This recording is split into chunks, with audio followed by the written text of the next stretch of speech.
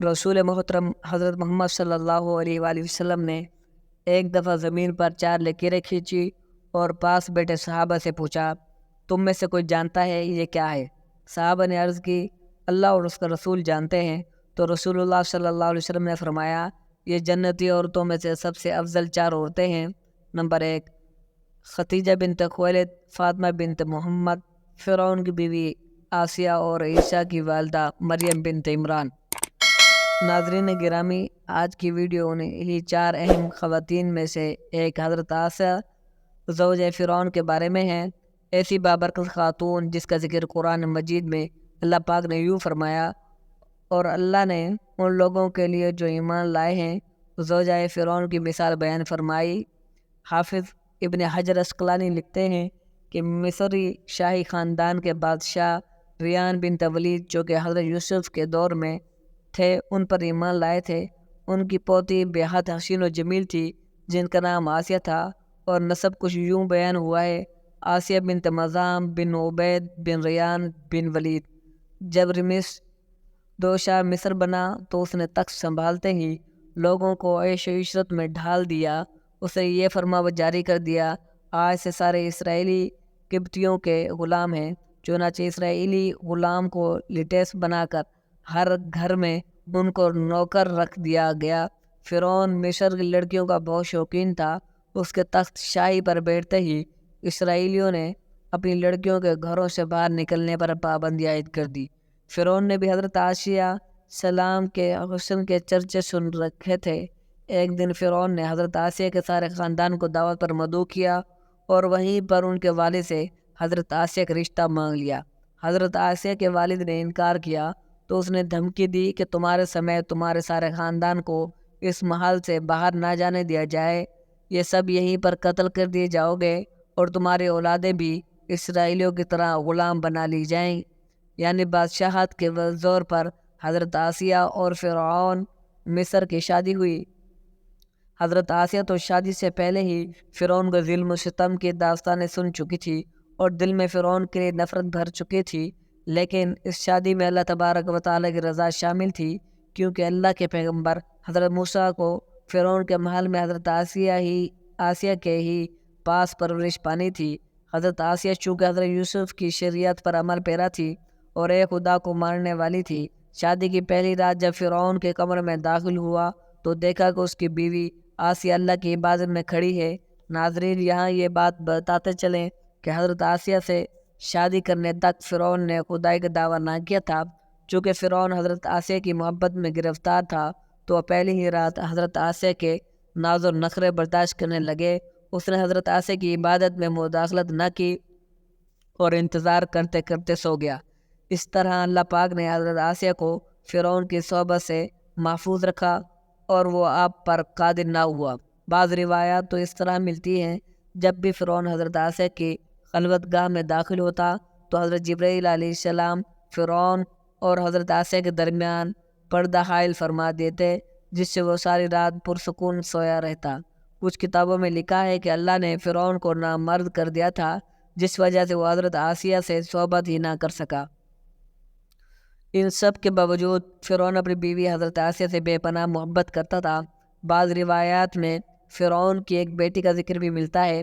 آپ کو یہ بتاتے چلیں کہ وہ لڑکی انہوں نے کسی سے لے کر پالی تھی۔ نور العرفان القصص تحت الآیہ مفہوماً، فرعون کا حضرت آسیہ سے پیار ہی تھا۔ جب حضرت موسیٰ علیہ السلام ایک صندوق میں ملے تو حضرت آسیہ کے کہنے پر اس نے حضرت موسیٰ کو اپنے گھر میں رکھ لیا۔ حضرت آسیہ کی چونکہ کوئی اولاد نہ تھی، اس لیے آپ نے حضرت موسیٰ علیہ السلام کو اپنا بیٹا بنا لیا اور فرعون سے کہنے لگی، ترجمہ، یہ بچہ میری اور تیری آنکھوں کی ٹھنڈک ہے، اسے قتل نہ کرو۔ جیسے جیسے حضرت موسیٰ پرورش پاتے رہے، حضرت آسیہ آپ کے معجزات دیکھ کر حیران ہوتی رہی اور دل میں یہ جان لیا یہ بچہ کوئی عام نہیں۔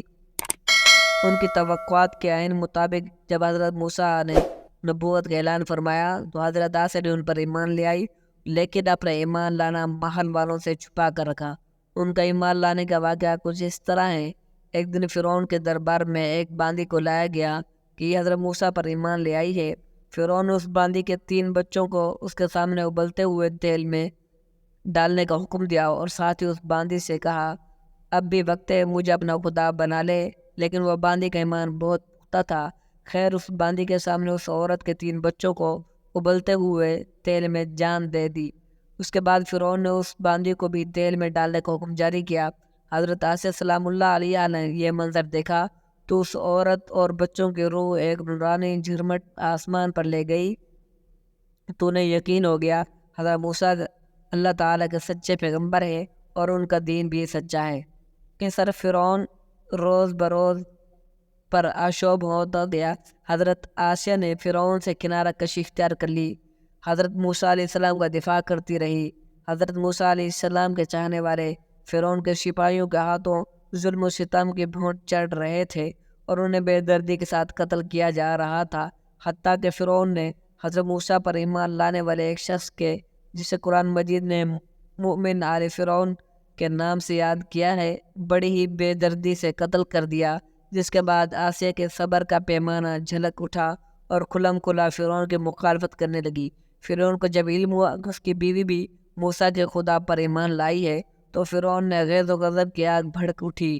پہلے پھیل تو اس نے اپنی بیوی کو اکیلے میں سمجھایا اگر میری بیوی ہی مجھے خدا ماننے سے انکار کرے گی تو پھر بہت سے لوگ سرکشی کریں گے، لیکن حضرت آسیہ نہ مانے بلکہ فرعون کو بھی دعوت دین دی اور کہا اللہ پاک سے معافی مانگ کر موسیٰ علیہ السلام پر ایمان لے آؤ۔ بہت سے راتیں اس طرح جھگڑوں میں گزر گئی۔ جب محل فرعون میں یہ باتیں ہونے لگی، فرعون کی لاڈلی بیوی نے ہونے کے باوجود آسیہ کو کوئی سزا نہ دی جا رہی تو فرعون غصے میں آ گیا۔ اس نے سب سے پہلے مار پیٹ شروع کی اور خود اپنی پاک بیوی کو سزا دینے لگا۔ حضرت آسیہ سلام اللہ علیہ کو پورا دن تپتی ریت پر ننگے پاؤں کھڑا رہتا اور رات کو ان کے پیروں کے زخموں پر خود نمک لگاتا۔ اسی طرح کئی دن گزر گئے۔ جب فرعون کو یہ یقین ہو گیا اب حضرت آسیہ کو حضرت موسیٰ کے دین سے نہیں منحرف کر سکتا تو اس نے اپنی بیوی کو سخت سزا دینے کا فیصلہ کیا۔ حضرت آسیہ رضی اللہ تعالیٰ عنہ کے چاروں ہاتھوں پیروں میں لوہے کی کیلیں ٹھوک کر چاروں کونوں میں اس طرح جکڑ دیا وہ ہل بھی نہیں سکتی تھی، اور بھاری پتھر اس کے سینے پر رکھ کر ان کو ریت پر دھوپ میں لٹا دیا اور پانی بند کر دیا۔